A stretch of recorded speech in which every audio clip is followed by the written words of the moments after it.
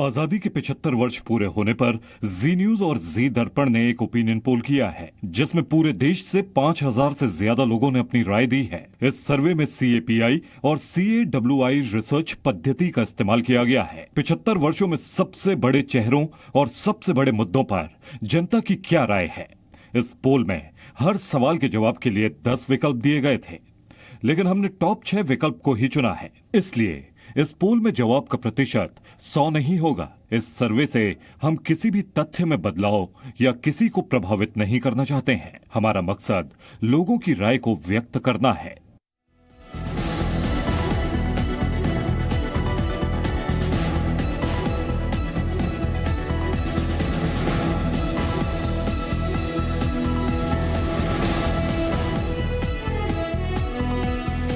देश की आजादी के 75 वर्ष और पूरा देश जश्न मना रहा है। आज ही के दिन हम अंग्रेजों की गुलामी से आजाद हुए और नए स्वतंत्र भारत की नींव पड़ी। आज का दिन खास क्योंकि आज हम इन 75 सालों को समेट कर आपके लिए लेकर आए हैं आजादी का ओपिनियन पोल। नमस्कार, वंदे मातरम, जय हिंद। आपके साथ मैं अदिति त्यागी और ये पोल बहुत ही रोचक क्योंकि ये आपको बताएगा कि आजादी के 75 सालों में क्या कुछ बदला, कौन सा सियासी चेहरा छाया रहा, कौन सा मुद्दा वक्त की दहलीज लांघ कर आज भी देश की दशा और दिशा दोनों तय कर रहा है।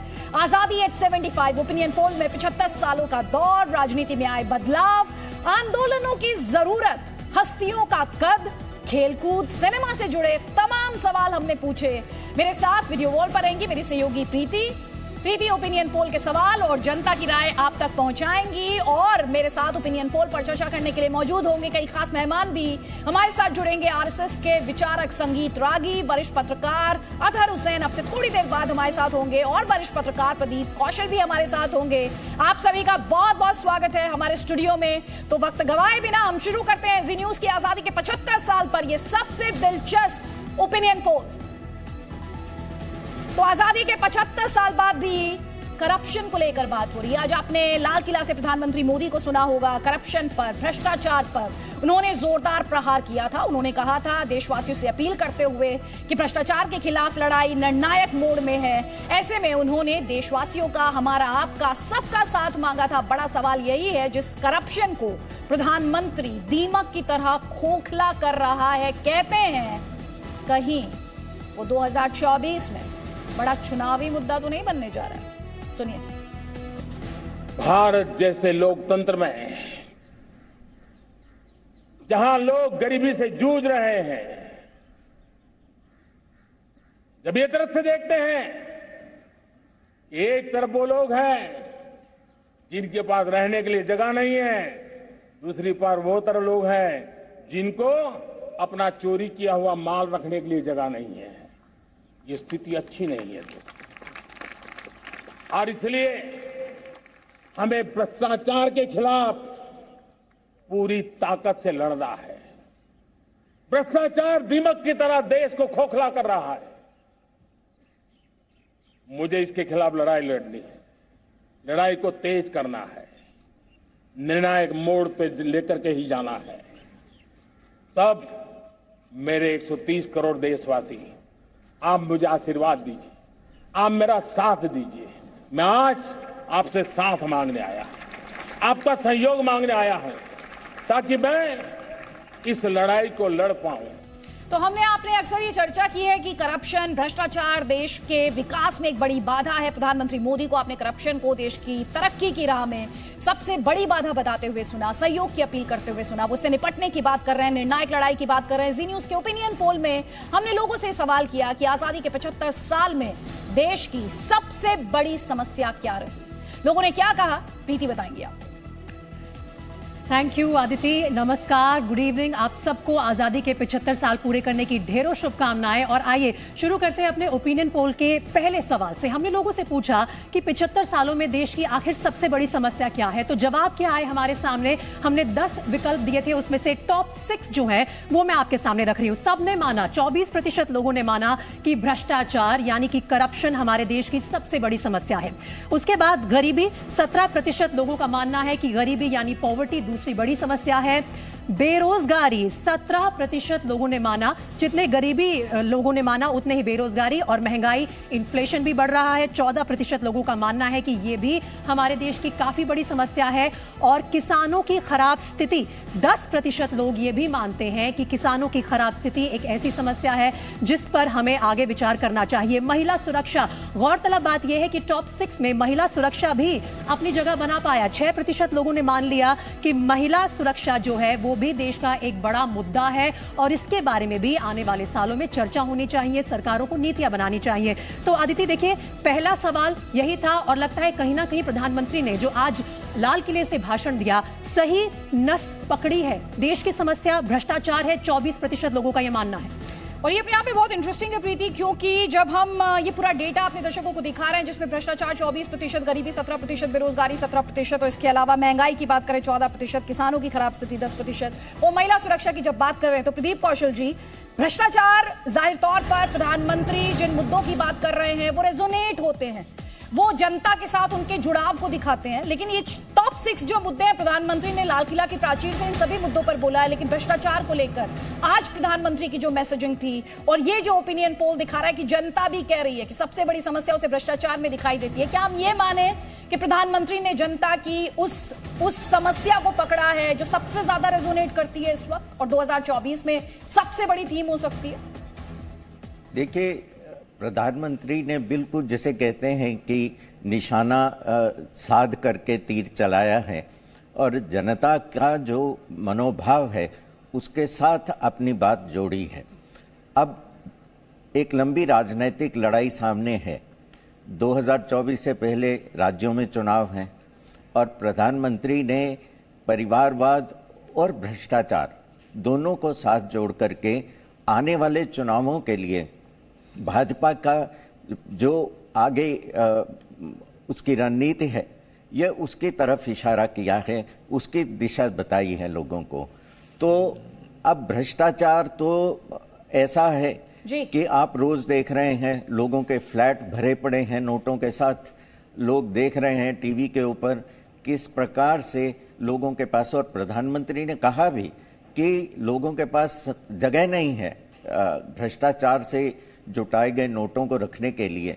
और उससे कहीं ना कहीं आम आदमी में ये बात दूर तक जाती है कि राजनीति में बहुत अधिक भ्रष्टाचार है और वही भ्रष्टाचार की जड़ है। नौकरियां इस तरह से बेची जा रही हैं कि इस स्केल पर बेची जा रही हैं कि करोड़ों रुपया एक एक व्यक्ति के पास निकल रहा है। यानी आप ये अनुमान लगा सकते हैं कि रेड केवल एक व्यक्ति के घर होती है तो करोड़ों निकलता है। जो राजनीति में बिल्कुल जमे जमाए लोग हैं, अगर उन सबके रेड हो तो आप कल्पना कर सकते हैं कि भ्रष्टाचार कहाँ तक व्याप्त है, नौकरियों के अंदर कहाँ तक गया हुआ है। तो उसको देखते हुए और उसको परिवारवाद से जोड़ा गया है कि भ्रष्टाचार भी परिवार पूरा का पूरा जुटा हुआ है। हर पद पर बैठा परिवार का व्यक्ति भ्रष्टाचार में संलिप्त है।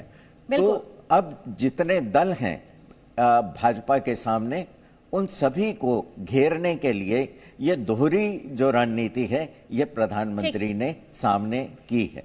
ठीक, ये इंटरेस्टिंग है कि करप्शन की बात यहां पर हम कर रहे हैं। 24% जो हमें रिस्पांस मिला वो ये कहता है कि करप्शन बड़ा मुद्दा है, लेकिन जब आप वोट करने जाते हैं तब क्या ये आपके वोटिंग बिहेवियर को भी डिसाइड करता है? क्या आप उस समय भी इसे कंसीडर करते हैं? उम्मीदवारों की छवि वोटर पर किस तरह का असर डालती है? प्रीति से जानते हैं। चलिए आपको दिखाते हैं अपना दूसरा सवाल जो हमने इस ओपिनियन पोल में जनता के सामने रखा था। उससे जुड़ा सवाल ये था कि कौन से कारण देखकर आप अपना वोट डालते हैं। तो 75 सालों में वोट देने की वजह जो सामने आई उसमें उम्मीदवार की छवि टॉप रही। 31% वोट मिले हैं इसे, जो लोग इस ओपिनियन पोल का हिस्सा बने। पार्टी का राष्ट्रीय नेतृत्व यानी कि नेशनल लीडरशिप, उसे भी वोट मिले हैं। पार्टी कार्यकर्ता वो किस तरह से काम करते हैं, 16% लोग उसको देखकर भी अपना वोट डालते हैं। और आगे बढ़ते हुए स्थानीय नेतृत्व यानी लोकल लेवल पर पार्टी की लीडरशिप कैसी है, उसे 11% वोट मिले हैं। इसके आगे चुनावी घोषणा यानी कि जब अपने मैनिफेस्टो को पॉलिटिकल पार्टी सामने रखती हैं तो उसे देखते हुए 8% लोग अपना वोट डालते हैं। और साथ ही जाति कारक, ये कितना महत्वपूर्ण है, 7% लोग इसे देखते हुए अपना वोट डालते हैं। तो ये जो है टॉप 6 चीजें निकलकर सामने आई हैं आदित्य, जिसमें उम्मीदवार की छवि जिसे 31% वोट मिले हैं, क्या इसका फायदा प्रधानमंत्री मोदी को और बीजेपी को मिल रहा है? बिल्कुल, अपने आप में इंटरेस्टिंग सवाल है अतर हुसैन जी। जब ये उम्मीदवार की छवि को लेकर 31% का प्रतिशत दिखाई दिया तो I was kind of surprise. क्या आपको भी उम्मीदवार की छवि को कंसीडर करता है वोटर? क्या इसने आपको भी सरप्राइज किया? ये क्या बता रहा है, ये क्या कह रहा है वोटर के बिहेवियर के बारे में? देखिए, इस वक्त जो हमारा आम वोटर है उसके जहन में ये है कि उसको अच्छी गवर्नेंस चाहिए, और वो गवर्नेंस अब ये पता है क्योंकि दुनिया में जहां भी लोकतंत्र के मॉडल हैं तो कहीं ना कहीं अब बात इस बात पे सेटल हो गई है कि जो चुन के आते हैं वो कितने इफेक्टिव हैं गवर्नेंस देने में, तो वो डिलीवर कर सकते हैं। तो वही चीज छवि वाला जो आपका आंकड़ा है वो बता रहा है। तो इसमें एक इंटरेस्टिंग है, आपने जो बताया कि इसमें पार्टी और का नेतृत्व और जो चुनावी घोषणा पत्र और कार्यकर्ता, ये सब मिला के क्यूमुलेटिव 43% हो रहा है। कहीं ना कहीं ये तीनों चीजें पार्टी से भी जुड़ी हुई है, तो वो भी एक फैक्टर है। जी, और क्योंकि अक्सर यहाँ पर हमारे जो दर्शक हैं उनके जहन में ये सवाल भी आएगा, जैसे कि मेरे जहन में आया कि जब हम करिश्मा की बात करते हैं, नेशनल लीडरशिप के करिश्मा की बात करते हैं, और यहाँ पर हम देख रहे हैं कि 31% उम्मीदवार की छवि के साथ जा रहा है, तो वोटिंग पैटर्न्स में, वोटिंग बिहेवियर में वो कैसे प्ले आउट होता है। लेकिन क्योंकि हम बात करें करप्शन की और एक तरफ वोटर का बिहेवियर, उसके लिए क्या सबसे ज्यादा इंपॉर्टेंट है, और साथ ही देश की जनता के लिए सबसे बड़ा स्कैम, सबसे बड़ा घोटाला कौन सा है प्रीति? देखिए, सबसे बड़ा मुद्दा है, इसके बारे में हमने पूछा और साथ ही ये भी पूछा कि सबसे बड़ा घोटाला कौन सा था, क्योंकि परसेप्शन जब बनता है एक पार्टी के लीडर का या उस पार्टी का, तो उसमें घोटालों का बड़ा योगदान रहता है। तो भारत का सबसे बड़ा घोटाला कौन सा रहा पिछले 75 साल में? 2G स्कैम को सबसे ज्यादा 22% वोट मिले हैं। ये बात गौरतलब है कि 2G स्कैम कोर्ट में सर्वाइव नहीं कर पाया, लेकिन परसेप्शन बन गया। कोल स्कैम 2012 में हुआ था, 18% वोट इसे मिले हैं, और ये दोनों घोटाले यूपीए के कार्यकाल में हुए थे। और आगे बढ़ते हैं, हर्षद मेहता BSC स्कैम जो 1992 का है, उसे 17% लोगों ने वोट किया है। इसके बाद बोफोर्स स्कैम 1987 का, जो कि राजीव गांधी के गले की हड्डी बना रहा, उसे भी 12% लोग अभी भी याद करते हैं और वोट किया है। अगस्ता वेस्टलैंड हेलीकॉप्टर स्कैम 2013 का स्कैम है, उसे 8% वोट मिले हैं। और इसके अलावा ये जो तमाम मुद्दे, ये जो तमाम घोटाले सामने रखे गए थे, उसमें से कुछ लोगों ने कहा है कि हम कह नहीं सकते सबसे बड़ा घोटाला कौन सा रहा। तो जो अनडिसाइडेड कैटेगरी है वो भी हमने आपके सामने रखी है। 11% ऐसे लोग हैं जो अभी कुछ कह नहीं सकते। लेकिन आदित्य, गौरतलब बात यह है कि इसमें से ज्यादातर घोटाले जो आप देख रहे हैं, जिनको लोगों ने वोट किया है, वो यूपीए के कार्यकाल के हैं, और यूपीए को नुकसान जरूर पहुंचा है इस परसेप्शन का, इस छवि का, कि उनके लीडर्स करप्ट हैं। जी, और ये ज्यादा लेटेस्ट है। संगीता, आगे यही मेरा सवाल भी है कि जब आप 2G स्कैम को देखते हैं कि 22% लोगों को लगता है कि ये देश का सबसे बड़ा घोटाला था, और बोफोर्स को आप कहते हैं 12% लोग ही कहते हैं कि सबसे बड़ा घोटाला था, क्या ये माना जाए टाइम के जितना करीब, जितना ज्यादा लेटेस्ट, वो जनता के जहन में ज्यादा लॉन्ग टर्म के लिए रजिस्टर हो गया? देखिए अदिति जी, ऐसे बहुत सारे घोटाले जो नेहरू के समय हुए थे, नेहरू जी के समय हुए थे, श्रीमती इंदिरा गांधी जी के समय हुआ था, उन घोटालों के बारे में आज की जो पीढ़ी है बहुत सारा उनके पास जानकारी भी नहीं होगी, और उनके मैग्नीट्यूड के बारे में भी उनको पता नहीं होगा। तो स्वाभाविक है कि जो पिछला यूपीए का घोटाला था, यूपीए के दरमियान जो घोटाला हुआ, वो अभी भी उनके मन स्थिति में और उनके तस्वीर बनी हुई वो सारी चीज़ें, तो उसी के आधार पर ये आकलन किया होगा। एक दूसरी बात मैं जोड़ना चाहूँगा कि पिछले 8 साल से भारतीय जनता पार्टी की केंद्र में सरकार है, एक भी घोटाले का दाग किसी मंत्री के खिलाफ नहीं लगा पाया है विपक्ष। कहने के लिए आप बोल देते हैं ये बेरोजगारी है, लेकिन कभी खुल करके किसी विपक्ष ने ये नहीं आया कि अमुक मंत्री ने ये पैसा खाया है, इसके खिलाफ जांच होनी चाहिए। तो इस मामले में एक जो स्वच्छ छवि है नरेंद्र मोदी की रही। तो एक जरा सा हम पीछे वाले सवाल पर लौटते हैं। मुझे थोड़ा हैरानी हो रही थी कि भाई पप्पू यादव जीत जाते हैं, लोग जेल में बंद लोग जीत जाते हैं, तो जो छवि है वो 31% एक बहुत बड़ा आंकड़ा है। और जातीय विमर्श जो है इस देश में, आपको पता होगा कि जितनी भी पॉलिटिकल पार्टियां हैं, वे सारी पार्टियां कमोबेश जातीय समीकरण को ध्यान में रख करके उम्मीदवार चुनती हैं। इस चीज को हिंदुत्व और राष्ट्रवाद के नरेंद्र मोदी के धार अभियान ने इसे तोड़ा है। तो क्या ये कारण है, यही कारण है कि इस प्रकार का आना? नहीं तो हम तो ये जाति का जिक्र करके 7% ने ये कहा था कि जाति को देखकर वो तय करते हैं। और सारे पैनलिस्ट में बस एक ही रिक्वेस्ट है, क्योंकि हमारे पास सवाल ज्यादा है और ज्यादा से ज्यादा सवाल हम अपने दर्शकों तक पहुंचाना चाहते हैं, तो जो आप कमेंट रखें, हम जानते हैं आपके पास बताने के लिए बहुत कुछ है, लेकिन अगर वो कमेंट छोटा होगा तो इस पोल को हम पूरे टोटलिटी में ज्यादा कन्वीनियंटली और ज्यादा डिटेल में अपने दर्शकों तक पहुंचा पाएंगे। प्रीति, क्योंकि हम बात करें करप्शन सबसे बड़ा मुद्दा, उसके बाद जो वोटर का बिहेवियर है उसे लेकर उसके लिए वो कहां पर है, क्या ये कहा जाए आजाद भारत का जो सबसे बड़ा आंदोलन था वो भी करप्शन के खिलाफ? ढूंढना होगा वोटर के मन में क्या है, जनता के मन में क्या है। इस सवाल के साथ हम उतरे जब मैदान में अपने 5000 से ज्यादा उन लोगों के बीच जिन्होंने इस ओपिनियन पोल में हिस्सा लिया, तो हमने पूछा कि 75 सालों में सबसे बड़ा आंदोलन कौन सा था। तो देखिए, अन्ना हजारे का जो लोकपाल आंदोलन था वो पब्लिक मेमोरी में फ्रेश है, उसे 20% वोट मिले हैं। उसके अलावा निर्भया आंदोलन हर लड़की के लिए बेहद महत्वपूर्ण था, हर किसी के लिए जो फीमेल सिक्योरिटी को एक प्रायोरिटी मांगता है, उन्होंने 17% से ज्यादा लोगों ने उसे वोट दिया। नर्मदा बचाओ आंदोलन को 14% वोट मिले हैं। और आगे बढ़ते हुए CAA का जो विरोध हुआ था वो भी पब्लिक मेमोरी में फ्रेश है, 12.6%। कुल मिलाकर 13% लोगों ने उसे वोट किया।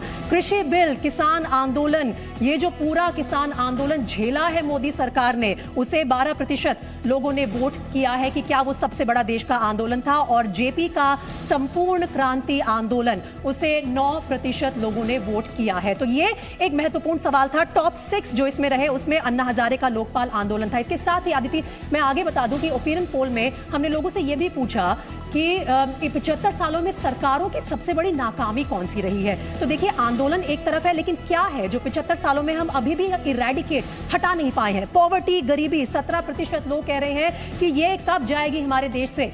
आदिवासियों की छिनती जमीन, 14% लोगों ने इसे वोट किया है। गांवों से पलायन यानी कि रूरल एरिया से अर्बन एरिया में 13% लोग मान रहे हैं कि ये एक समस्या है। शिक्षा को हम क्यों नहीं अपनी प्रायोरिटी बना रहे हैं, 12% लोग कहते हैं कि 75 सालों में सरकार की काफी बड़ी नाकामी है। बदहाल स्वास्थ्य सेवाएं, कोरोना के बाद से जागरूकता आई है, तो 11% लोगों ने यह भी कहा है कि यह एक समस्या है जिसे हमें हटाना चाहिए। महिला विरोधी मानसिकता, जिसका जिक्र खुद आज प्रधानमंत्री मोदी ने किया, उसे भी 10% वोट मिले हैं। तो ये 2 अहम सवाल हैं जो हमने लोगों के सामने रखे। और सरकारों की नाकामी ये रही है, चाहे वो इंदिरा गांधी का समय हो, चाहे आज प्रधानमंत्री मोदी के ऊपर भी विपक्ष का हमला हो। आदित्य, लगातार यही सवाल पूछ रहा है विपक्ष की गरीबी इस देश से कब जाएगी, पॉवर्टी कब खत्म होगी। ठीक। और यहाँ पे बहुत इंटरेस्टिंग था, जब आप आंदोलन की बात करी थी तो जो टॉप 6 थे, और दर्शकों को स्पष्ट करते हुए आप जब कैलकुलेशन करें तो 100% नहीं होगा, क्योंकि हमने जो टॉप 6 है, हम वही जो वोटिंग उन्हें कितना वोट मिला है वो हम आपको दिखा रहे हैं। देश की सुरक्षा के लिए जो बड़े फैसले रहे प्रीति, उस लिहाज से वोटर की राय क्या रही? बड़े फैसले देश की सुरक्षा के लिए जम्मू कश्मीर से अनुच्छेद 370 हटाना, उसे ओवरवेलमिंग 40% से ज्यादा लोगों ने वोट किया है। ऑपरेशन ब्लू स्टार को 17% वोट मिले। उसके अलावा देशी रियासतों का एकीकरण, 16% लोगों ने इसे भी वोट किया है। ईस्ट पाकिस्तान को तोड़कर बांग्लादेश का गठन, 10% लोगों का मानना है कि देश की सुरक्षा के लिए वो बड़ा फैसला था। परमाणु परीक्षण जो अटल बिहारी वाजपेयी की सरकार में हुआ, और कुछ लोग ऐसे भी हैं कि हम कह नहीं सकते। तो कुल मिलाकर यह है ओपिनियन पोल का अगला बड़ा सवाल कि देश की सुरक्षा के लिए बहुत, यानी कि 40% से ज्यादा लोग ये मानते हैं कि जम्मू कश्मीर से अनुच्छेद 370 को हटाना काफी बड़ा कदम था देश की सुरक्षा के लिए, बहुत बड़ा फैसला था मोदी सरकार का। और ये जब लिस्ट हम देख रहे तो एक बार फिर से जो बात हम कह रहे थे, चाहे वो आंदोलन के लिहाज से बात की जाए या फिर आप जब इस टेबल को देख रहे हैं, तो ये लगता है जो वक्त में ज्यादा करीब है उस डिसीजन को ज्यादा वोट मिलते हुए यहाँ पर आप देख पा रहे हैं। अगर बोल्ड मूव की बात करें तो इकोनॉमिक फ्रंट की भी बात करनी होगी। तो बड़ा आर्थिक फैसला क्या रहा 75 सालों में? नोटबंदी बड़ा आर्थिक फैसला था, 39% लोगों की राय रही। GST को लेकर 23% लोगों ने कहा कि यह बड़ा इकोनॉमिक मूव था, बोल्ड इकोनॉमिक मूव था। उदारीकरण की बात की जाती है, आर्थिक सुधार की बात की जाती है, मनमोहन सिंह को उसका क्रेडिट दिया जाता है। 23% लोगों ने कहा कि वो बोल्ड मूव था। बैंकों का राष्ट्रीयकरण 9%, कह नहीं सकते। ये 6% की राय यहां पर रही। तो ये इकोनॉमिक फ्रंट पर अगर बात की जाए 75 सालों में जो सरकारों द्वारा फैसले लिए गए, देखिए जरा नोटबंदी को लेकर एक बार फिर से 39% लोग ये कहते हैं, रिस्पॉन्स ये कहता है कि नोटबंदी सबसे बड़ा 75 वर्षों में आर्थिक फैसला था। प्रीति, तो आर्थिक फैसला आदित्य ने हमें बता दिया कि नोटबंदी को काफी लोगों ने वोट दिया है, लेकिन 75 सालों में कोर्ट का कौन से सबसे बड़ा फैसला रहा, इसके बारे में जब हमने लोगों की राय जानने की कोशिश की तो देखिए जो आंकड़े सामने आए वो गौरतलब है। राम मंदिर निर्माण 43% लोग मानते हैं कि यह बड़ा फैसला था। उसके अलावा शाहबानो केस 14% लोगों ने इसे अपना वोट दिया है। आगे बढ़ते हैं, दागी नेताओं के चुनाव लड़ने पर जो रोक लगी है कोर्ट की तरफ से 13% लोग मानते हैं वो बड़ा फैसला था। 1971 में इंदिरा गांधी की जीत को निरस्त करना एक तरह से पॉलिटिकल पूरी पृष्ठभूमि को बदलने वाला फैसला, 11% वोट उसे मिले। ट्रिपल तलाक का खात्मा, ये भी मोदी सरकार की बड़ी अचीवमेंट्स में माना जाता है। 9% लोग इसे 75 सालों में कोर्ट का सबसे बड़ा फैसला मानते हैं। तो ये कुछ ऐसे फैसले हैं और इसमें से अन्य कुछ और मुद्दे हमने सामने रखे थे अपने उन लोगों के सामने जिन्होंने इस ओपिनियन पोल में हिस्सा लिया, तो उसको भी 10% वोट मिले हैं। लेकिन राम मंदिर का निर्माण आदित्य 43% लोग मानते हैं ये बहुत बड़ा कोर्ट का फैसला था। राम मंदिर निर्माण वही कुल मिला के जो टाइम में करीब है उसे ऐसे लग रहा है कि ज्यादा लोग उसके साथ कनेक्ट कर पा रहे। जल्दी से आपके अनुसार 75 सालों में भारत सरकार की सबसे बड़ी भूल या गलत फैसला क्या रहा? थोड़ी देर पहले हम बोल्ड इकोनॉमिक मूव्स की बात कर रहे थे, अब देखते हैं कि 75 सालों में सरकार की भूल क्या रही है। तो हिंदी चीनी दोस्ती की नीति, 26% रिस्पॉन्स ये कहता है कि ये बड़ी भूल थी। नोटबंदी भूल भी थी। देखिए थोड़ी देर पहले इकोनॉमिक मूव में नोटबंदी टॉप पर थी और अब भूल में 25% रिस्पॉन्स इसे भूल करार दे रहा है। आर्टिकल 370 को सालों तक जारी रखना है, इसे 17% रिस्पॉन्स ये कहता है कि ये भूल थी। इसके अलावा इमरजेंसी जिसे लेकर कांग्रेस पार्टी लगातार कड़घरे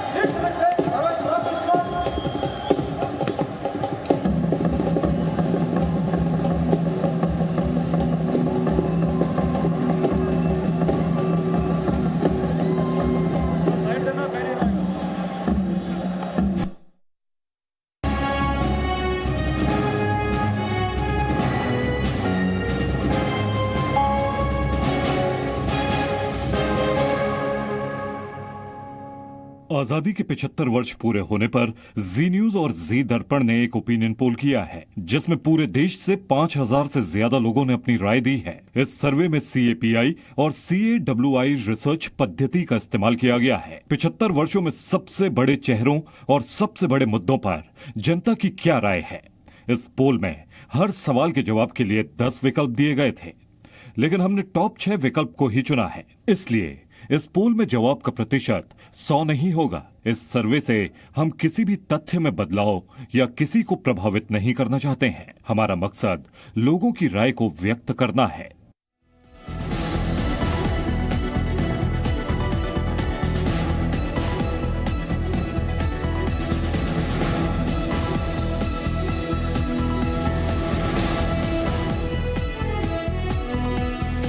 देश की आजादी के 75 वर्ष और पूरा देश जश्न मना रहा है। आज ही के दिन हम अंग्रेजों की गुलामी से आजाद हुए और नए स्वतंत्र भारत की नींव पड़ी। आज का दिन खास क्योंकि आज हम इन 75 सालों को समेटकर आपके लिए लेकर आए हैं आजादी का ओपिनियन पोल। नमस्कार, वंदे मातरम, जय हिंद। आपके साथ मैं अदिति त्यागी और ये पोल बहुत ही रोचक क्योंकि ये आपको बताएगा कि आजादी के 75 सालों में क्या कुछ बदला, कौन सा सियासी चेहरा छाया रहा, कौन सा मुद्दा वक्त की दहलीज लांघकर आज भी देश की दशा और दिशा दोनों तय कर रहा है।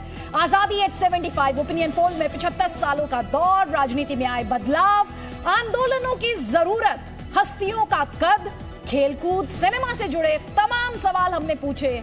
मेरे साथ वीडियो वॉल पर रहेंगी मेरी सहयोगी प्रीति ओपिनियन पोल के सवाल और जनता की राय आप तक पहुंचाएंगी। और मेरे साथ ओपिनियन पोल पर चर्चा करने के लिए मौजूद होंगे कई खास मेहमान भी।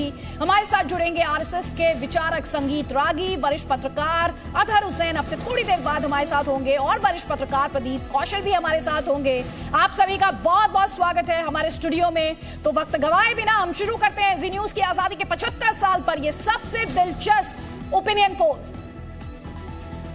तो आजादी के 75 साल बाद भी करप्शन को लेकर बात हो रही है। आज आपने लाल किला से प्रधानमंत्री मोदी को सुना होगा करप्शन पर, भ्रष्टाचार पर उन्होंने जोरदार प्रहार किया था। उन्होंने कहा था देशवासियों से अपील करते हुए कि भ्रष्टाचार के खिलाफ लड़ाई निर्णायक मोड़ में है। ऐसे में उन्होंने देशवासियों का, हमारा, आपका, सबका साथ मांगा था। बड़ा सवाल यही है जिस करप्शन को प्रधानमंत्री दीमक की तरह खोखला कर रहा है, कहते हैं कहीं वो 2024 में बड़ा चुनावी मुद्दा तो नहीं बनने जा रहा है। सुनिए। भारत जैसे लोकतंत्र में जहां लोग गरीबी से जूझ रहे हैं,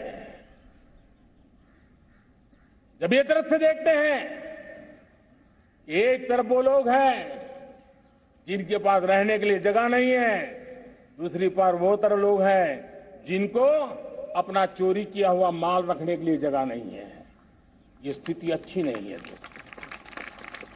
और इसलिए हमें भ्रष्टाचार के खिलाफ पूरी ताकत से लड़ना है। भ्रष्टाचार दीमक की तरह देश को खोखला कर रहा है। मुझे इसके खिलाफ लड़ाई लड़नी है, लड़ाई को तेज करना है, निर्णायक मोड़ पे लेकर के ही जाना है। तब मेरे 130 करोड़ देशवासी, आप मुझे आशीर्वाद दीजिए, आप मेरा साथ दीजिए।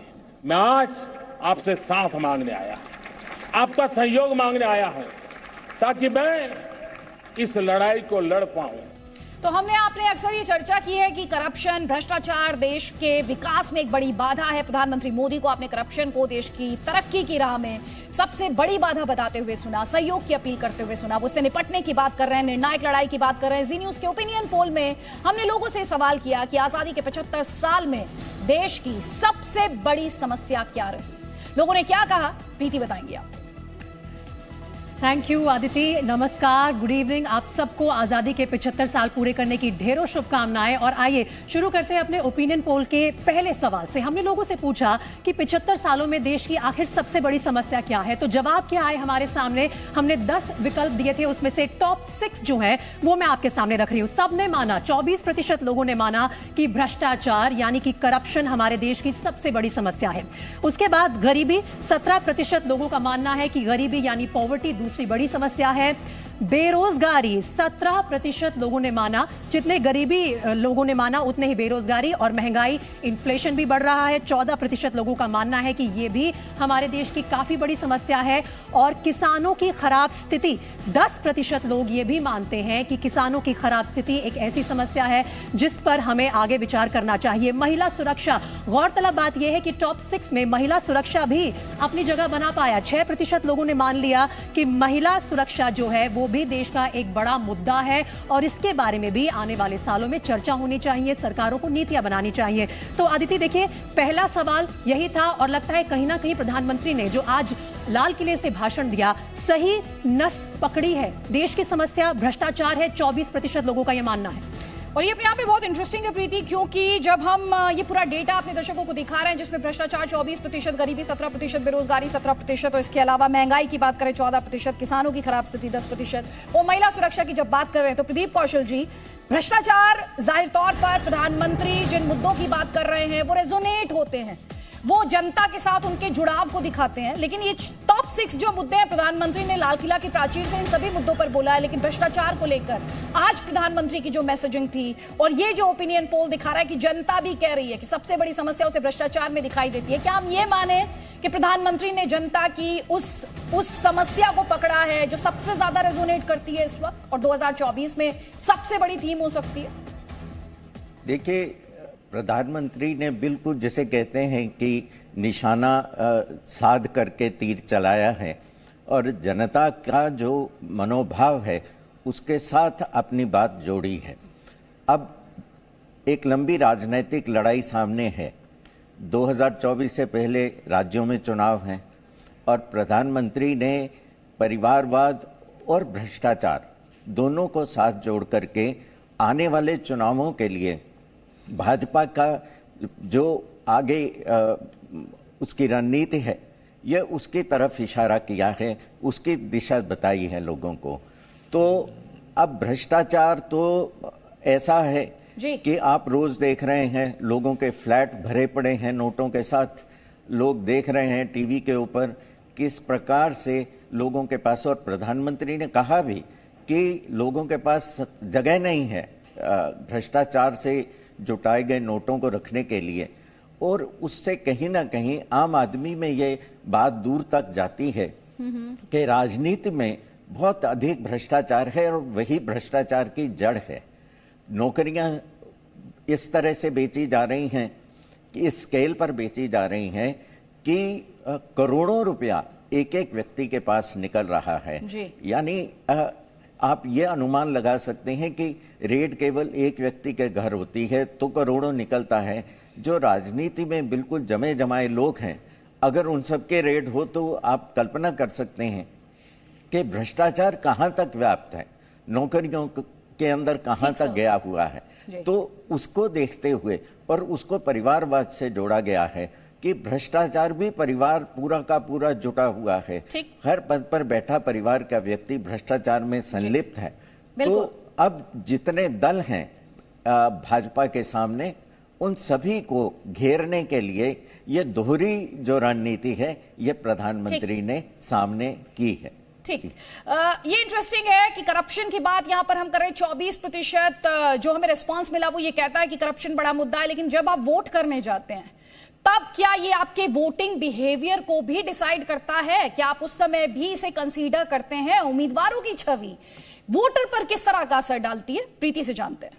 चलिए आपको दिखाते हैं अपना दूसरा सवाल जो हमने इस ओपिनियन पोल में जनता के सामने रखा था। उससे जुड़ा सवाल ये था कि कौन से कारण देखकर आप अपना वोट डालते हैं। तो 75 सालों में वोट देने की वजह जो सामने आई उसमें उम्मीदवार की छवि टॉप रही। 31% वोट मिले हैं इसे, जो लोग इस ओपिनियन पोल का हिस्सा बने। पार्टी का राष्ट्रीय नेतृत्व यानी कि नेशनल लीडरशिप, उसे भी वोट मिले हैं। पार्टी कार्यकर्ता वो किस तरह से काम करते हैं, 16% लोग उसको देखकर भी अपना वोट डालते हैं। और आगे बढ़ते हुए स्थानीय नेतृत्व यानी लोकल लेवल पर पार्टी की लीडरशिप कैसी है, उसे 11% वोट मिले हैं। इसके आगे चुनावी घोषणा यानी कि जब अपने मैनिफेस्टो को पॉलिटिकल पार्टी सामने रखती हैं तो उसे देखते हुए 8% लोग अपना वोट डालते हैं। और साथ ही जाति कारक, ये कितना महत्वपूर्ण है, 7% लोग इसे देखते हुए अपना वोट डालते हैं। तो ये जो है टॉप 6 चीजें निकलकर सामने आई हैं आदित्य, जिसमें उम्मीदवार की छवि जिसे 31% वोट मिले हैं, क्या इसका फायदा प्रधानमंत्री मोदी को और बीजेपी को मिल रहा है? बिल्कुल, अपने आप में इंटरेस्टिंग सवाल है अतर हुसैन जी। जब ये उम्मीदवार की छवि को लेकर 31% का प्रतिशत दिखाई दिया तो I was kind of surprise. क्या आपको भी उम्मीदवार की छवि को कंसीडर करता है वोटर? क्या इसने आपको भी सरप्राइज किया? ये क्या बता रहा है, ये क्या कह रहा है वोटर के बिहेवियर के बारे में? देखिए, इस वक्त जो हमारा आम वोटर है उसके जहन में ये है कि उसको अच्छी गवर्नेंस चाहिए, और वो गवर्नेंस अब ये पता है क्योंकि दुनिया में जहां भी लोकतंत्र के मॉडल हैं तो कहीं ना कहीं अब बात इस बात पे सेटल हो गई है कि जो चुन के आते हैं वो कितने इफेक्टिव हैं गवर्नेंस देने में, तो वो डिलीवर कर सकते हैं। तो वही चीज छवि वाला जो आपका आंकड़ा है वो बता रहा है।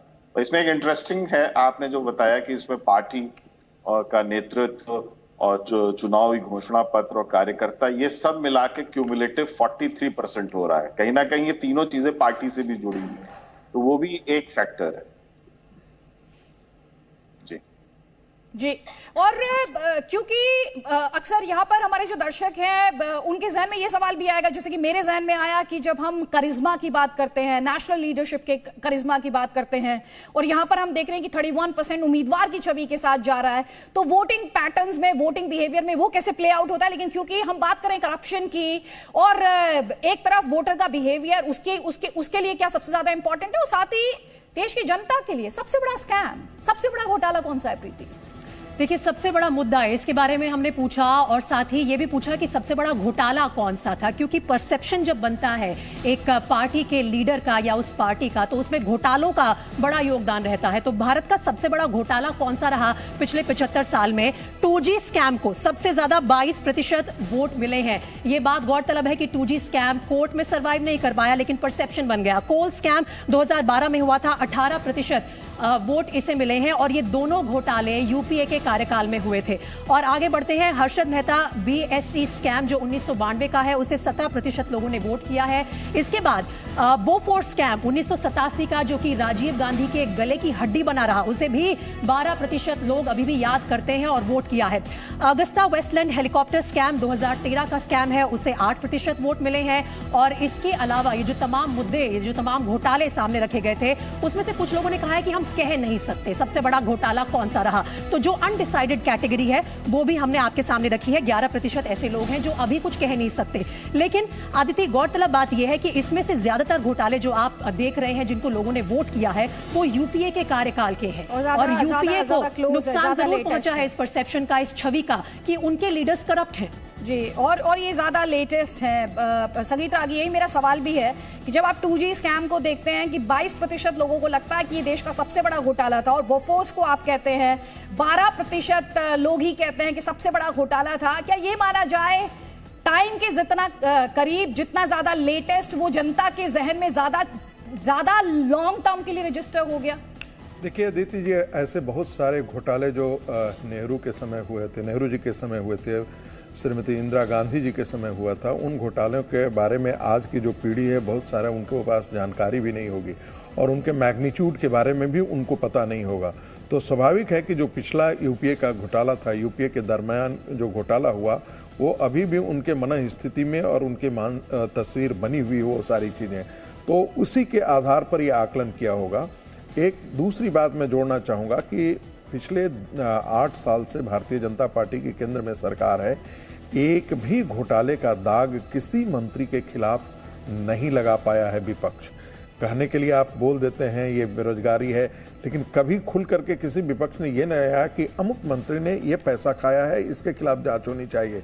तो इस मामले में एक जो स्वच्छ छवि है नरेंद्र मोदी की रही। तो एक जरा सा हम पीछे वाले सवाल पर लौटते हैं। मुझे थोड़ा हैरानी हो रही थी कि भाई पप्पू यादव जीत जाते हैं, लोग जेल में बंद लोग जीत जाते हैं, तो जो छवि है वो 31% एक बहुत बड़ा आंकड़ा है। और जातीय विमर्श जो है इस देश में, आपको पता होगा कि जितनी भी पॉलिटिकल पार्टियां हैं, वे सारी पार्टियां कमोबेश जातीय समीकरण को ध्यान में रख करके उम्मीदवार चुनती हैं। इस चीज को हिंदुत्व और राष्ट्रवाद के नरेंद्र मोदी के धार अभियान ने इसे तोड़ा है।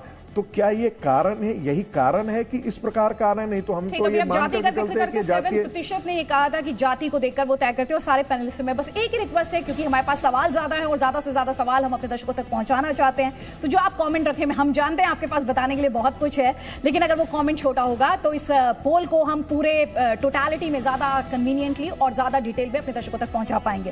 प्रीति, क्योंकि हम बात करें करप्शन सबसे बड़ा मुद्दा, उसके बाद जो वोटर का बिहेवियर है उसे लेकर उसके लिए वो कहां पर है, क्या ये कहा जाए आजाद भारत का जो सबसे बड़ा आंदोलन था वो भी करप्शन के खिलाफ? ढूंढना होगा वोटर के मन में क्या है, जनता के मन में क्या है। इस सवाल के साथ हम उतरे जब मैदान में अपने 5000 से ज्यादा उन लोगों के बीच जिन्होंने इस ओपिनियन पोल में हिस्सा लिया, तो हमने पूछा कि 75 सालों में सबसे बड़ा आंदोलन कौन सा था। तो देखिए, अन्ना हजारे का जो लोकपाल आंदोलन था वो पब्लिक मेमोरी में फ्रेश है, उसे 20% वोट मिले हैं। उसके अलावा निर्भया आंदोलन हर लड़की के लिए बेहद महत्वपूर्ण था, हर किसी के लिए जो फीमेल सिक्योरिटी को एक प्रायोरिटी मांगता है, उन्होंने 17% से ज्यादा लोगों ने उसे वोट दिया। नर्मदा बचाओ आंदोलन को 14% वोट मिले हैं। और आगे बढ़ते हुए CAA का जो विरोध हुआ था वो भी पब्लिक मेमोरी में फ्रेश है, 12.6%। कुल मिलाकर 13% लोगों ने उसे वोट किया। कृषि बिल, किसान आंदोलन, ये जो पूरा किसान आंदोलन झेला है मोदी सरकार ने, उसे 12% लोगों ने वोट किया है कि क्या वो सबसे बड़ा देश का आंदोलन था। और JP का संपूर्ण क्रांति आंदोलन, उसे 9% लोगों ने वोट किया है। तो ये एक महत्वपूर्ण सवाल था। टॉप 6 जो इसमें रहे उसमें अन्ना हजारे का लोकपाल आंदोलन था। इसके साथ ही आदिति, मैं आगे बता दूं कि ओपिनियन पोल में हमने लोगों से यह भी पूछा कि 75 सालों में सरकारों की सबसे बड़ी नाकामी कौन सी रही है। तो देखिए, आंदोलन एक तरफ है, लेकिन क्या है जो 75 सालों में हम अभी भी इरेडिकेट हटा नहीं पाए हैं। पॉवर्टी, गरीबी, 17% लोग कह रहे हैं कि ये कब जाएगी हमारे देश से। आदिवासियों की छिनती जमीन, 14% लोगों ने इसे वोट किया है। गांवों से पलायन यानी कि रूरल एरिया से अर्बन एरिया में 13% लोग मान रहे हैं कि ये एक समस्या है। शिक्षा को हम क्यों नहीं अपनी प्रायोरिटी बना रहे हैं, 12% लोग कहते हैं कि 75 सालों में सरकार की काफी बड़ी नाकामी है। बदहाल स्वास्थ्य सेवाएं, कोरोना के बाद से जागरूकता आई है तो 11% लोगों ने यह भी कहा है कि यह एक समस्या है जिसे हमें हटाना चाहिए। महिला विरोधी मानसिकता, जिसका जिक्र खुद आज प्रधानमंत्री मोदी ने किया, उसे भी 10% वोट मिले हैं। तो ये 2 अहम सवाल हैं जो हमने लोगों के सामने रखे। और सरकारों की नाकामी ये रही है, चाहे वो इंदिरा गांधी का समय हो, चाहे आज प्रधानमंत्री मोदी के ऊपर भी विपक्ष का हमला हो। आदिति, लगातार यही सवाल पूछ रहा है विपक्ष की गरीबी इस देश से कब जाएगी, पॉवर्टी कब खत्म होगी। ठीक। और यहाँ पे बहुत इंटरेस्टिंग था, जब आप आंदोलन की बात करी थी तो जो टॉप 6 थे, और दर्शकों को स्पष्ट करते हुए आप जब कैलकुलेशन करें तो 100% नहीं होगा, क्योंकि हमने जो टॉप 6 है, हम वही जो वोटिंग उन्हें कितना वोट मिला है वो हम आपको दिखा रहे हैं। देश की सुरक्षा के लिए जो बड़े फैसले रहे प्रीति, उस लिहाज से वोटर की राय क्या रही?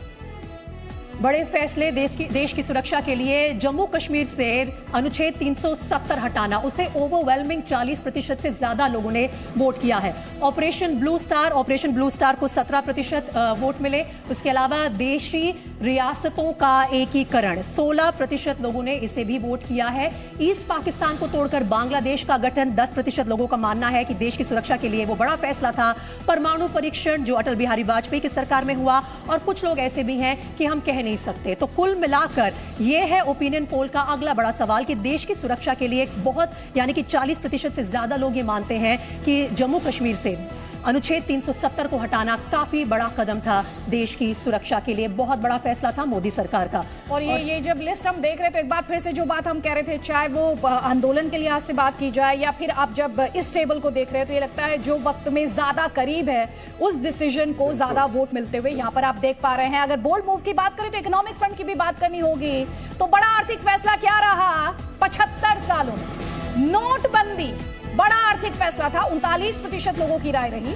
GST को लेकर 23% लोगों ने कहा कि यह बड़ा इकोनॉमिक मूव था, बोल्ड इकोनॉमिक मूव था। उदारीकरण की बात की जाती है, आर्थिक सुधार की बात की जाती है, मनमोहन सिंह को उसका क्रेडिट दिया जाता है। 23% लोगों ने कहा कि वो बोल्ड मूव था। बैंकों का राष्ट्रीयकरण 9%, कह नहीं सकते, ये 6% की राय यहां पर रही। तो ये इकोनॉमिक फ्रंट पर अगर बात की जाए 75 सालों में जो सरकारों द्वारा फैसले लिए गए, देखिए जरा नोटबंदी को लेकर एक बार फिर से 39% लोग ये कहते हैं, रिस्पॉन्स ये कहता है कि नोटबंदी सबसे बड़ा 75 वर्षों में आर्थिक फैसला था। प्रीति, तो आर्थिक फैसला आदित्य ने हमें बता दिया कि नोटबंदी को काफी लोगों ने वोट दिया है, लेकिन 75 सालों में कोर्ट का कौन से सबसे बड़ा फैसला रहा, इसके बारे में जब हमने लोगों की राय जानने की कोशिश की तो देखिए जो आंकड़े सामने आए वो गौरतलब है। राम मंदिर निर्माण 43% लोग मानते हैं कि यह बड़ा फैसला था। उसके अलावा शाह बानो केस 14% लोगों ने इसे अपना वोट दिया है। आगे बढ़ते हैं, दागी नेताओं के चुनाव लड़ने पर जो रोक लगी है कोर्ट की तरफ से 13% लोग मानते हैं वो बड़ा फैसला था। 1971 में इंदिरा गांधी की जीत को निरस्त करना एक तरह से पॉलिटिकल पूरी पृष्ठभूमि को बदलने वाला फैसला, 11% वोट उसे मिले। ट्रिपल तलाक का खात्मा, ये भी मोदी सरकार की बड़ी अचीवमेंट्स में माना जाता है। 9% लोग इसे 75 सालों में कोर्ट का सबसे बड़ा फैसला मानते हैं। तो ये कुछ ऐसे फैसले हैं और इसमें से अन्य कुछ और मुद्दे हमने सामने रखे थे अपने उन लोगों के सामने जिन्होंने इस ओपिनियन पोल में हिस्सा लिया, तो उसको भी 10% वोट मिले हैं। लेकिन राम मंदिर का निर्माण आदित्य 43% लोग मानते हैं ये बहुत बड़ा कोर्ट का फैसला था। तो राम मंदिर निर्माण वही कुल मिला के जो टाइम में करीब है, उसे ऐसे लग रहा है कि ज्यादा लोग उसके साथ कनेक्ट कर पा रहे। जल्दी से आपके अनुसार 75 सालों में भारत सरकार की सबसे बड़ी भूल या गलत फैसला क्या रहा? थोड़ी देर पहले हम बोल्ड इकोनॉमिक मूव्स की बात कर रहे थे, अब देखते हैं कि 75 सालों में सरकार की भूल क्या रही है। तो हिंदी चीनी दोस्ती की नीति 26% रिस्पॉन्स ये कहता है कि ये बड़ी भूल थी। नोटबंदी भूल भी थी। देखिए थोड़ी देर पहले इकोनॉमिक मूव में नोटबंदी टॉप पर थी और अब भूल में 25% रिस्पॉन्स इसे भूल करार दे रहा है। आर्टिकल 370 को सालों तक जारी रखना है, इसे 17% रिस्पॉन्स ये कहता है कि ये भूल थी। इसके अलावा इमरजेंसी जिसे लेकर कांग्रेस पार्टी लगातार कड़घरेंसी रही है, उसे आप देख रहे हैं 12% रिस्पॉन्स मिला है। श्रीलंका में भारतीय सेना को भेजना, ये 11% रिस्पॉन्स और अन्य 9% जो हैं वो अन्य मुद्दे जो रहे उन्हें 9%। तो ये आप देखिए सरकार की जो भूल है उसमें आप ज्यादातर देख रहे हैं वो पॉलिटिकल डिसीजंस लगते हैं या फिर वो इंटरनेशनल जो अफेयर्स हैं उससे कनेक्टेड लगता है। लेकिन नोटबंदी जब आप 25% पे भूल के तौर पर देखते हैं प्रदीप कौशल जी, और उससे पहले एक इकोनॉमिक मूव के तौर पर भी देखते हैं, ये क्या कहता है, क्या कहना चाह रहा है जो सर्वे में इन्वॉल्व है? नहीं, पहली बात तो यही है जैसे आपने कहा कि जो सबसे निकट है लोगों की नज़र पहले वहाँ जाती है।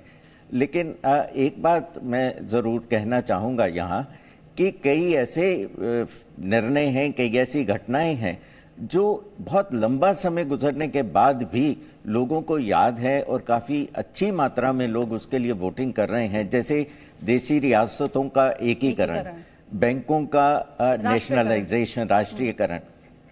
तो ये इतना समय बीतने के बाद भी लोगों को याद है, क्योंकि बहुत सारे लोग ऐसे वोट कर रहे होंगे जो उस समय उनका जन्म भी नहीं हुआ होगा।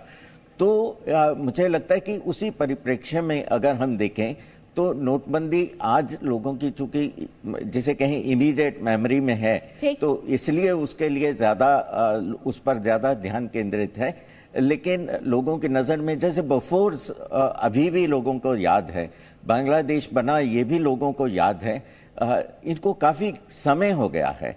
तो उसमें मैं ये भी मानता हूँ कि जो किसी भी निर्णय के विरोध में या उसके पक्ष में जो जितना जोरदार प्रचार होता है, पब्लिक मेमोरी भी उससे रिलेट होती है, उससे जुड़ती है। तो आप ये कह रहे हैं कि आप अपने डिसीजन को किस तरह से सरकार एक्सप्लेन कर पाती है, जस्टिफाई कर पाती है, उस पर भी डिपेंड करता है कि वो पब्लिक मेमोरी में या पब्लिक के रिस्पॉन्स में किस तरह से जाता है। संगीत रागी जी, एक बड़ा आर्थिक मूव भी और एक भूल भी, दोनों कैटेगरीज में नोटबंदी। देखिए अभी आपने देखा कि हम लोग बार बार कह रहे थे कि जो अभी वर्तमान में पिछले कुछ एक दशक के अंदर जो फैसले हुए हैं उन्हीं पर ज़्यादा टिप्पणी आई है। लेकिन अभी जो पीछे दिखाया गया है हिंदी चीनी भाई भाई, यानी एक फॉरेन पॉलिसी पर जनता की राय निकल करके आ रही है कि हमने जो can this be connected to जो LAC पर हमने देखा बीते सालों में जो चाइना के साथ विवाद था, जिसने हिस्ट्री को वापस ला दिया जहन में। बिल्कुल बिल्कुल बिल्कुल, क्योंकि वो चीजें देश की युवा पीढ़ी को आज भी इस बात को हमेशा ताकीद याद दिलाता है कि जो हमने नेहरूवियन समय में जो हम हिंदी चीनी भाई भाई का नारा दिए थे वो प्रैग्मेटिक पॉलिटिक्स का हिस्सा नहीं था हमारा। और वो बहुत बड़ी हमने भूल कर दी। मुझे एक चीज़ पर हैरानी हो रही है कि एक चीज़ आया या नहीं आया या डिस्कशन में था, जो बांग्लादेश को जिस समय हम लोगों ने डिवाइड किया था, हम लोगों ने निर्माण किया था, उस चीज़ को आकलन में रखा गया है या नहीं आया। तीसरी बात जो है, देखिए, एक तरफ नोटबंदी का फैसला, चाहे आप उसके पक्ष में जाएं या उसके विपक्ष में जाएं, इसमें तो कोई दो राय नहीं है कि आर्थिक जगत का यह सबसे बड़ा फैसला है। जीएसटी और नोटबंदी, ये दोनों बहुत बड़े फैसले हैं। अब कुछ लोग मानेंगे कि भाई ये गलत फैसला है, लेकिन एक चीज ध्यान रखिए, एक पीटर ड्रकर करके एक बहुत बड़े वैज्ञानिक हैं, उन्होंने कहा कि आप टॉप पर जाकर के सब चीज हमेशा सही ही करें, ये कोई आवश्यक नहीं है। आपके बारे में दूसरे तरीके से भी आकलन कर सकते हैं। तो कई लोगों को ऐसा लगता है कि जिस डिजिटल इकोनॉमी को आज आप देख रहे हैं वो उसी नोटबंदी की देन है। यदि वो नहीं होता तो नहीं होता। इकोनॉमी को देख रहे हैं, उन्होंने एक आर्थिक मूव के तौर पर उसे वोट किया है। उसके साथ साथ जो ट्रांसपेरेंसी इकोनॉमी में आई है वो आज से पहले कभी नहीं थी, ये उसी की देन है। तो दोनों के देखने के अपने अपने नजरिए। ठीक है, आपने मोदी सरकार का ये बड़ा फैसला था और विपक्ष ने प्रधानमंत्री मोदी को इस पर कॉर्नर करने की भी कोशिश की। भी इंटरेस्टिंग होगा कि 75 सालों में देश का सबसे बड़ा राजनीतिक चेहरा कौन सा है प्रीति? जी, और ये सबसे बड़ा सवाल भी था इस ओपिनियन पोल के लिए। 75 सालों में देश का सबसे बड़ा राजनीतिक चेहरा, एंड नो प्राइजेस फॉर गेसिंग मैं कहना चाहूंगी, नरेंद्र मोदी को 28% वोट मिले हैं। हमारे आज के प्रधानमंत्री नरेंद्र मोदी को सबसे ज्यादा लोगों ने वोट किया है। जवाहरलाल नेहरू देश के पहले प्रधानमंत्री, उन्हें 11% वोट मिले इस पोल में। इनके अलावा इंदिरा गांधी को भी 11% वोट मिले। वल्लभ भाई पटेल, उन्हें भी 11% वोट मिले। और उसके बाद हमने एक और ऑप्शन दिया था, शेख अब्दुल्ला 7%, जम्मू कश्मीर का चर्चित चेहरा, पॉलिटिकल फिगर की बात चल रही है। लाल बहादुर शास्त्री, अटल बिहारी वाजपेयी को 6% वोट मिले। और गौरतलब बात यह रहेगी कि अभी इस वक्त जो पब्लिक मेमोरी की हम बात कर रहे हैं अपने पैनलिस्ट के साथ भी, उनमें देखिए नरेंद्र मोदी जो है 28% वोट के साथ टॉप पर है। और इसका असर साफ तौर पर वोटर बिहेवियर पर भी आदित्य नजर आता है, और इसका असर जो पॉलिटिकल आउटकम है देश में इस वक्त जो राजनीति के हाल है उस पर भी नजर आता है। अतहर हुसैन, 75 सालों में देश का सबसे बड़ा राजनीतिक चेहरा नरेंद्र मोदी, आप कैसे देखते हो? और साथ ही जो शेख अब्दुल्ला को भी जिस तरह से रिस्पांस मिला, क्या उसने आपको चौंकाया? संक्षेप में दोनों सवालों के जवाब। सबसे ज्यादा तो मुझे चौंकाया जवाहरलाल नेहरू का। जैसे कि अभी तक जितने आंकड़े आ रहे थे तो उसमें आप यही एक निष्कर्ष निकल रहा था कि जो हाल फिलहाल के वाकयात हैं उस पर लोगों का ज्यादा बड़ा वोट परसेंटेज है। पर आज भी अगर 11% लोग जवाहरलाल नेहरू को एक बड़ा नेता मानते हैं तो एक बड़ी बात है। और नरेंद्र मोदी जी जरूर लोकप्रिय हैं, उसमें कोई वो नहीं, क्योंकि अभी जो भी अगर इलेक्टोरल पॉलिटिक्स में देखा जाए बहुत सक्सेसफुल है। तो 28% वो मैं समझूंगा कि बिल्कुल सही है, बल्कि ये ज्यादा भी हो सकता है क्योंकि कम वोट में इसमें होता है। पर शेख अब्दुल्ला का जो 7% है वो फिर उसी ही एरा को रिफ्लेक्ट करता है कि जवाहरलाल नेहरू और शेख अब्दुल्ला वो एक ही दौर का, एक ही वक्त का है। तो उस दौर के इतने लोकप्रियता अभी भी याद है लोगों के जहन में, ये एक बड़ी बात है। उसी क्रम में इंदिरा गांधी जी और अटल बिहारी जी और लाल बहादुर शास्त्री जी, तो क्योंकि लाल बहादुर शास्त्री जी की अपनी जो कहा जाए 11%, वो भी बहुत ही रिमार्केबल है। मतलब वो तीन लोग, मतलब सरदार पटेल, जवाहरलाल नेहरू एंड शेख अब्दुल्ला, और ये सब मिला के अगर आप इन लोग का वो जोड़े वो एक ही दौर में तकरीबन कंटेम्परेरी टाइम में 30% हो रहा है। यहाँ पे जब अभी प्रीति के पास सवाल के लिए जाएंगे, लेकिन ये इंटरेस्टिंग होगा, आर्टिकल 370 को लेकर हमने देखा तो उसे हटाने को लेकर भी जबरदस्त रिस्पांस था, उसे गलती भी करार दिया गया, जारी रखना। क्या पंडित नेहरू, सरदार पटेल और शेख अब्दुल्ला जिन्हें राजनीतिक चेहरे के तौर पर आपने देखा, आर्टिकल 370 जो लगातार सुर्खियों में रहा, क्या उसने भी पब्लिक के जहन में इन चेहरों को राजनीतिक चेहरे के तौर पर स्टैब्लिश किया? ये इंटरेस्टिंग होगा। लेकिन थोड़ी देर पहले संगीत रागी जी कहते थे 1971 की वॉर, जब बांग्लादेश का जन्म हुआ और इंडियन आर्मी ने उसमें बहुत किरदार निभाया था। जंग के मैदान में भारत की सबसे यादगार जीत कौन सी है प्रीति? सबसे यादगार जीत जो लोगों ने जिसको वोट किया है वो आपको भी चौंका देगी आदिति। और देखिए ये सवाल सबसे पहले हम रखते हैं जो हमने अपने पोलस्टर्स के सामने रखा था। जंग के मैदान में सबसे बड़ी जीत लोग मानते हैं कि 1965 में पाकिस्तान को शिकस्त देना। 29% लोगों ने इसके लिए वोट किया है। पाकिस्तान पर एयर और सर्जिकल स्ट्राइक 27% लोगों ने इसको वोट किया। कारगिल की जीत 23% लोगों ने यहां पर अपना वोट डाला। इसके अलावा 1971 का युद्ध और बांग्लादेश का निर्माण ये मेरे ख्याल से चौथे स्थान पर रहा है 16% वोट के साथ। कुछ लोग अभी भी हैं जो कह रहे हैं कि कह नहीं सकते, हम चूज नहीं कर पा रहे हैं कि भारत की जंग के मैदान में सबसे बड़ी जीत कौन सी रही। लेकिन 1965 में पाकिस्तान को शिकस्त देना पब्लिक मेमोरी में क्या ये फ्रेश है? इसके चलते 29% लोगों ने वोट डाला है। 1971 का जो लड़ाई थी जिससे बांग्लादेश का निर्माण हुआ, उसे इसके मुकाबले 16% लोगों ने वोट किया है। इसके साथ ही मैं अगला सवाल भी लेना चाहूंगी कि लोगों के मुताबिक हमने पूछा कि 75 वर्षों में स्वास्थ्य के क्षेत्र में सबसे बड़ी समस्या क्या रही। ये सवाल इसलिए भी बनता है क्योंकि हाल फिलहाल में ही कोरोना से देश निपटा है और अभी भी ये जंग जारी है। तो सबसे बड़ा वैक्सीन कैंपेन सफलता ये रही, मोदी सरकार की सफलता में शामिल होगी। सबसे सस्ती दवाएं भारत में 22% लोगों ने इसे वोट किया है। पोलियो और चेकअप उन्मूलन यानी कि पल्स पोलियो कैंपेन के लिए भी लोगों ने 16% वोट दिया है। चेचक माफ कीजिएगा, चेचक उन्मूलन कैंपेन को 16% लोगों ने वोट किया है।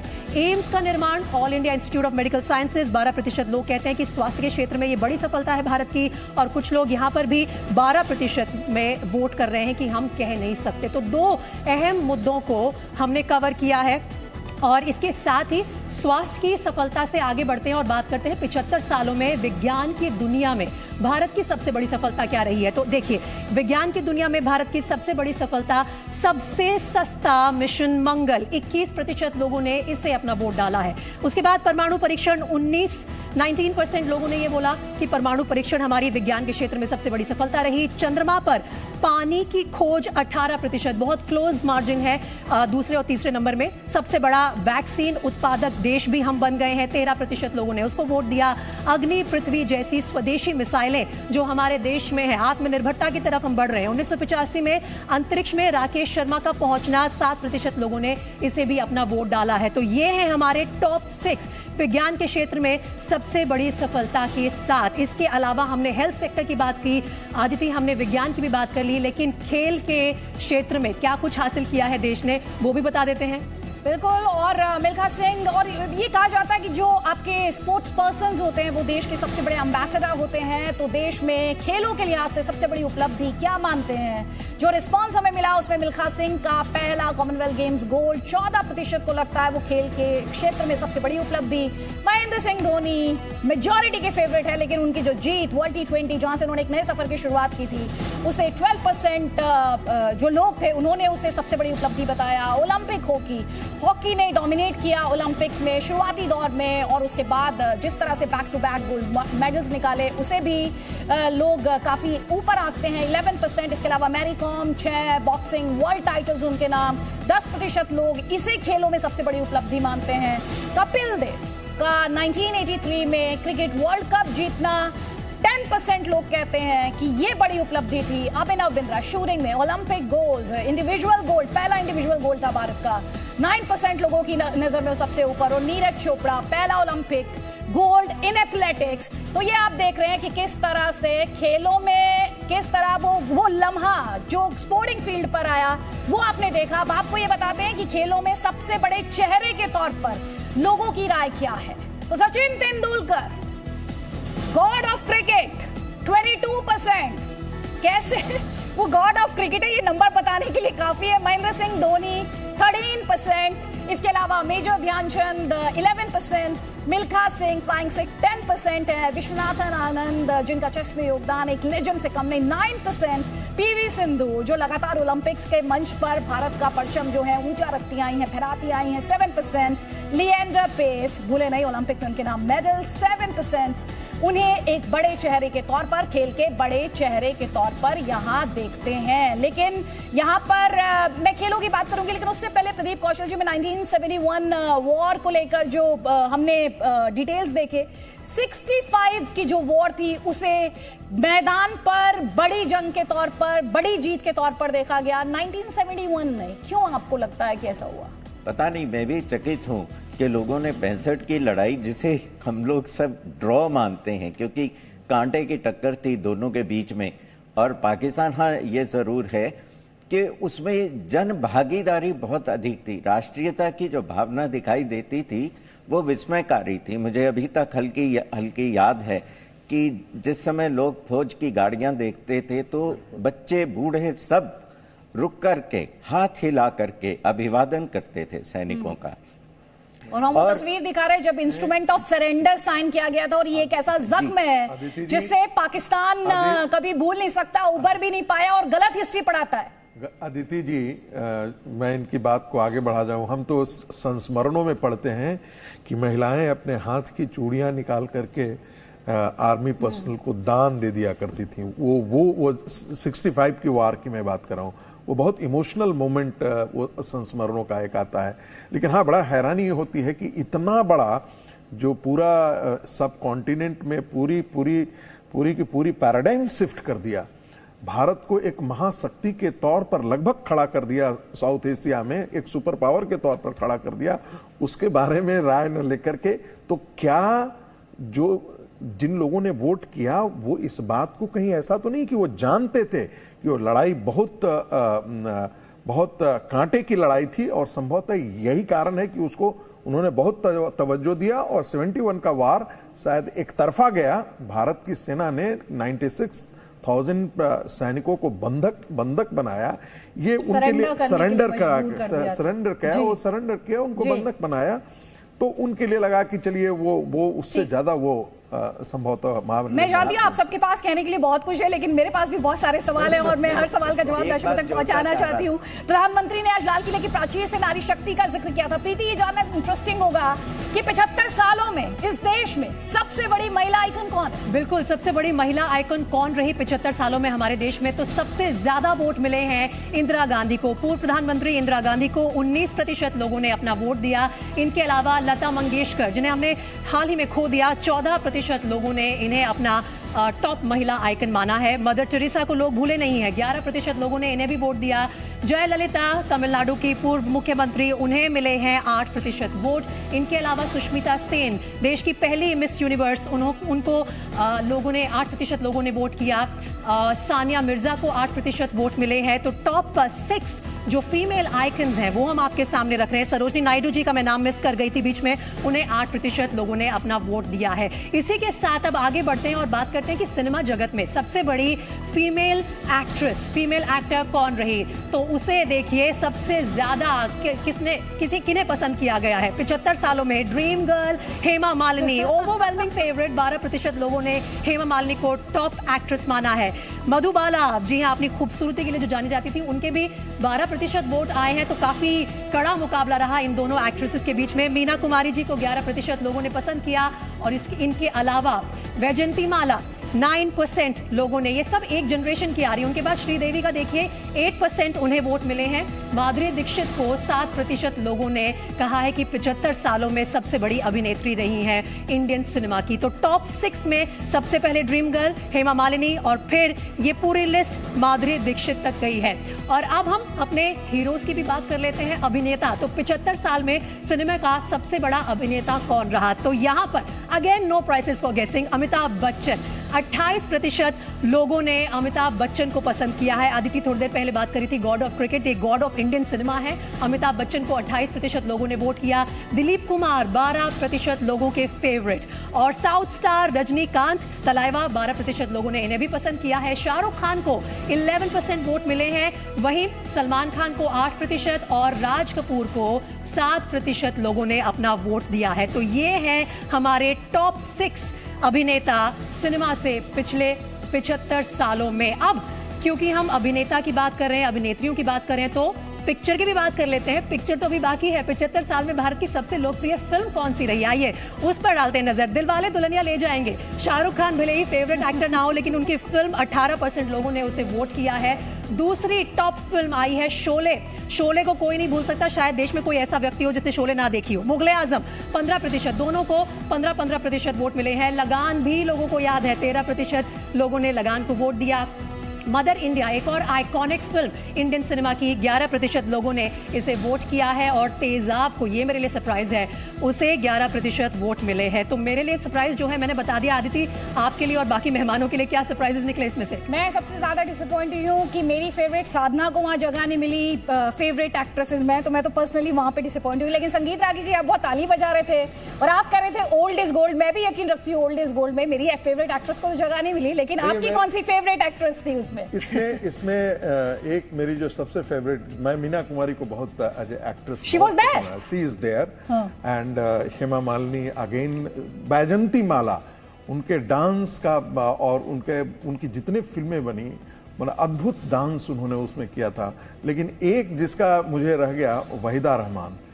वहीदा रहमान मुझे पता नहीं क्यों नहीं आई इसमें, क्योंकि अपने समय की वो सबसे सुंदर और साथ साथ बहुत सरीन एक और बहुत अभिनयों से भरपूर एक एक्ट्रेस थी, वो नहीं आई।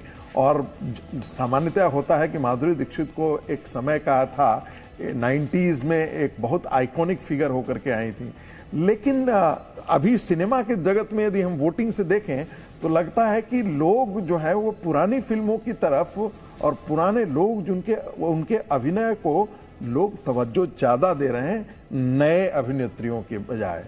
और मैं आपके साथ डिबेट कर सकती हूँ। अभी आप कह रहे थे सबसे खूबसूरत, तो मुझे लगता है साधना से खूबसूरत कोई रहा नहीं। मधुबाला मुझे सुंदर लगती, लेकिन जिस तरह के ट्रेंड्स साधना ने सेट किए, साधना की स्टाइल, और आशा पारेख नाक मारती थी, आंख के जगह, आंख तो बहुत लोग मारते हैं, आशा पारेख के बारे में कहा जाता था कि वो नाक मारती थी। चलिए अब थोड़े से सीरियस डिस्कशन पर आगे बढ़ते हैं। सबसे लोकप्रिय प्रधानमंत्री 75 सालों का, प्रीति दे रही है इसका जवाब आपको। ये तो सबसे बड़ा सवाल है इस ओपिनियन पोल का। 75 सालों में देश का सबसे लोकप्रिय प्रधानमंत्री नरेंद्र मोदी, 33% लोगों ने वोट किया है नरेंद्र मोदी को। इसके बाद जवाहरलाल नेहरू देश के पहले प्रधानमंत्री, उन्हें 13% लोगों ने अपना वोट दिया है। लाल बहादुर शास्त्री को 13% लोगों ने वोट किया। इंदिरा गांधी को 12% लोगों ने अपना वोट दिया। अटल बिहारी वाजपेयी, उन्हें 8% लोगों ने वोट दिया। राजीव गांधी को 8% लोगों ने वोट दिया। और सबसे दिलचस्प बात आदिति मैं आपको बताना चाहूंगी, जब हम 6 के 6 टॉप 6 को साथ रखते हैं तो जो गांधी परिवार के 3 हैं, जवाहरलाल नेहरू, इंदिरा गांधी और राजीव गांधी, इनके फिगर्स मिलाकर नरेंद्र मोदी के 33% के बराबर होते हैं। तो अब आप खुद देख लीजिए किस तरह की पॉपुलैरिटी है नरेंद्र मोदी की, किस तरह की पॉपुलैरिटी रही है इनसे पहले जो देश के प्रधानमंत्री आए हैं। और अदर हुसैन, यहाँ पर जो बड़ी खबर है ओपिनियन पोल की, सबसे रोचक ये ओपिनियन पोल, नरेंद्र मोदी 75 साल में सबसे लोकप्रिय प्रधानमंत्री, जो हमें रिस्पांस मिला, 33% लोगों ने प्रधानमंत्री मोदी के पक्ष में अपनी राय दी।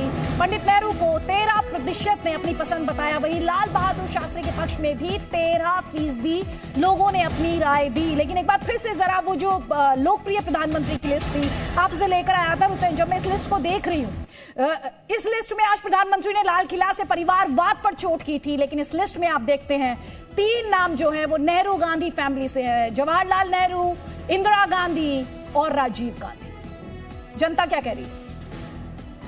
देखिए, जो अभी तक जितने भी आए हैं, तो कहीं ना कहीं जो जनता की जो मेमोरीज हैं वो हिंदुस्तान की बड़ा अच्छा मुझे लग रहा है कि 75 साल का जो अभी आजादी के बाद के वक्त पे आपने ये सर्वे किया है, पोल, ओपिनियन पोल, उसमें मेमोरीज जिंदा है। मतलब इस जनरेशन चाहे वो उस दौर में ना भी रही हो, पर उसने पढ़ के, जान के, उसको वो दौर याद है। तो चाहे वो फिल्म का रहा हो, आपने देखा कि कोई भी एक्ट्रेस इस कंटेम्प्रेरी टाइम की नहीं, तो वही चीज दिख रही है, उसमें रिफ्लेक्ट कर रही है जो हमारी लीडरशिप रही है। और ये कोई अनडाउटेडली नरेंद्र मोदी जी इस वक्त सबसे पॉपुलर है, उसका एक्सेप्टेंस दिख रहा है 33%। पर जो 3 नाम जो और हैं, इसमें आपने जवाहरलाल नेहरू, इंदिरा गांधी, राजीव गांधी, तो उनके भी वाकयात, उनकी मेमोरीज हैं। जैसे बांग्लादेश वॉर से इंदिरा गांधी को आइडेंटिफाई किया जाता है, और जब देश आजाद हुआ था तो जो उस वक्त इंस्टीट्यूशंस को कायम करने के लिए वो जिम्मेदार हैं। और राजीव गांधी एक फिगर, एक नयापन लेके आए थे 80 के दशक में, तो उसके लिए। और उसी तरह अटल जी की भी लोकप्रियता बिल्कुल बराबर दिख रही है। उनके अहम फैसले थे, और उन्होंने जो एक मीडिया, मतलब कहा जाए सेंट्रिस्ट पॉलिटिक्स की जो वो एक कहा जाए, वो मैं उनको मेन धरोहर मानता हूँ अटल जी की। तो ये एक बिल्कुल सही रिफ्लेक्ट कर रहा है। ठीक है, आप कह रहे बिल्कुल सही रिफ्लेक्ट कर रहा है। और हमने कोशिश की कि हमारा ओपिनियन पोल अतीत मुखी ना रहे, फ्यूचर ओरिएंटेड भी हो, तो सेंचुरी लगाने में 25 साल का वक्त, और 25 साल में प्रीति क्या प्राथमिकता होनी चाहिए भारत की, क्या कहा पब्लिक ने? आदित्य, ये सवाल बिल्कुल ठीक बैठा है हमारे सारे पोलस्टर्स के लिए, क्योंकि बहुत ही ओपिनियनेटेड है, बहुत ही एजुकेटेड है। तो अगले 25 सालों में भारत की प्राथमिकता यानी प्रायोरिटी क्या होनी चाहिए? बेरोजगारी को हटाना है। 22% लोग ये चाहते हैं कि आने वाली सरकारें इस तरफ काम करें। सड़कें और बुनियादी ढांचा यानी कि देश का इंफ्रास्ट्रक्चर बेटर हो, 15% लोगों ने इसे अपना वोट दिया है। एजुकेशन, शिक्षा बेहद महत्वपूर्ण है देश की तरक्की के लिए, 10% लोग चाहते हैं कि आने वाली सरकारें इस पर जोर डालें। स्वच्छता में भी हमें आगे बढ़ना होगा, 9% लोगों का कहना है। पेयजल, ड्रिंकिंग वाटर आने वाले समय में समस्या बन सकता है, 9% लोग ये मानते हैं। और भ्रष्टाचार, करप्शन लौट कर वापस आ गया है, वो कहते हैं ना कि हमने अपना पूरा सर्कल अचीव कर लिया। 8% लोगों का कहना है कि भ्रष्टाचार एक बड़ी समस्या है। और आदित्य, आने वाले समय में जो ये 25 साल है, हर सरकार जब अपना मैनिफेस्टो बनाए तो इस ओपिनियन पोल पर जरूर नजर डालें। लेकिन यहाँ पर हम ये भी देख रहे हैं कि किस तरह से प्रायोरिटीज बदल गई प्रीति। हमने देखा सबसे बड़ा मुद्दा जो भ्रष्टाचार था 25 साल में, बेरोजगारी सबसे ऊपर चला गया। वो कह रहे हैं कि रोजगार चाहिए। तो ये बताता है कि इस देश में जो प्रायोरिटीज हैं वो किस तरह से राइट हैं। उन्हें पता है, इस देश की जनता को पता है कि उसे कब क्या चाहिए, क्या बीमारी रही है और किस तरह से उसका इलाज चाहिए। तो भ्रष्टाचार मुक्त भारत की बात 25 सालों में, आने वाले 25 सालों में जनता ने वहां पर जब प्रायोरिटी की लिस्ट दी उसमें नहीं की। उसने क्या कहा? हमें रोजगार युक्त भारत चाहिए। उसकी प्रायोरिटी में रोजगार सबसे ऊपर है। मेरे पास कमेंट लेने का वक्त नहीं है। संगीत रागी जी, प्रदीप कौशल जी और अतर हुसैन जी, बहुत बहुत शुक्रिया प्रीति आपका भी इस ब्रॉडकास्ट में ये पूरी डिटेल्स हमारे दर्शकों तक पहुंचाने के लिए बहुत बहुत शुक्रिया। लेकिन ये कहते हुए कि सरकारों की ही जिम्मेदारी इस देश को आगे ले जाना नहीं है, जिम्मेदारी आपकी भी है। अपनी ड्यूटीज को अच्छी तरह से निभाइए और एक रेस्पॉन्सिबल सिटीजन बनिए। यही आपसे कहना चाहती हूं। एक बार फिर से आपको स्वाधीनता दिवस की ढेर सारी शुभकामनाएं। जय हिंद।